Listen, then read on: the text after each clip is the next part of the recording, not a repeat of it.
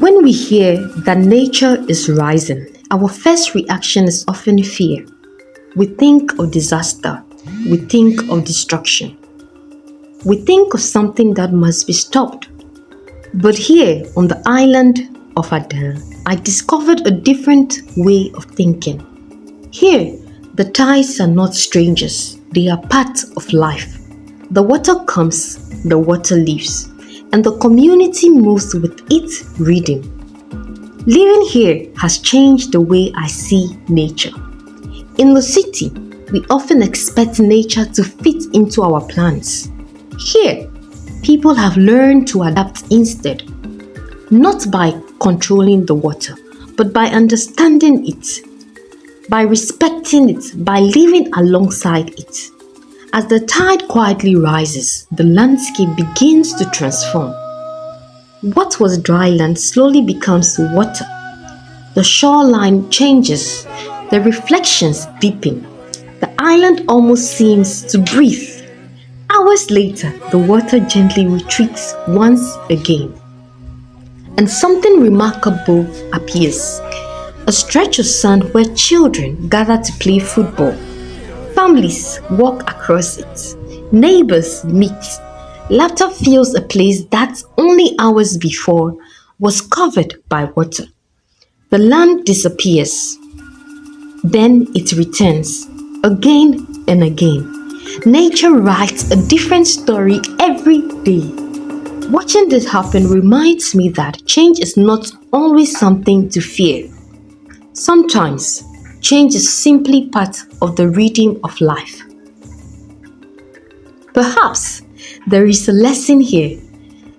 The tides never struggle against themselves. They do not resist, they do not rush. They simply arrive when it's time and leave when it's time. Maybe wellness isn't about controlling everything around us. Maybe it's about learning to hold on and when to let go. Standing here, watching children laugh where the water once flowed, I realize this community understands something many of us have forgotten. Nature is not separate from us. We belong to it, and when we learn to live with it instead of against it, life begins to feel lighter, more peaceful, more connected.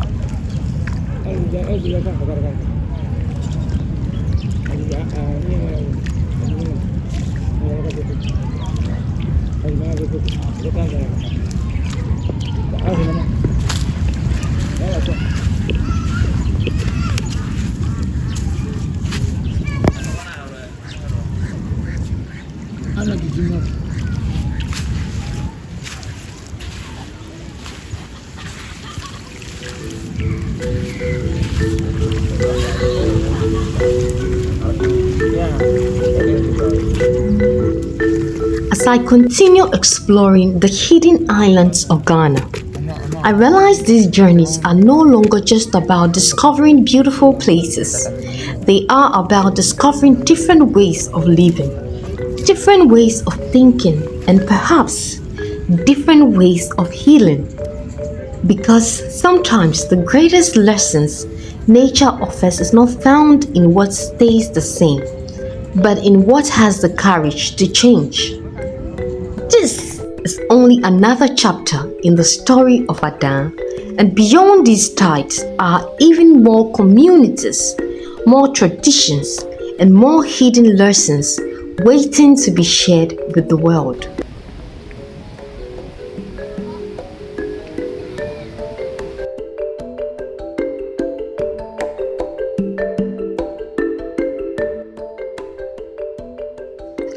If nature visited your home every day, would you fight it or learn to live with it?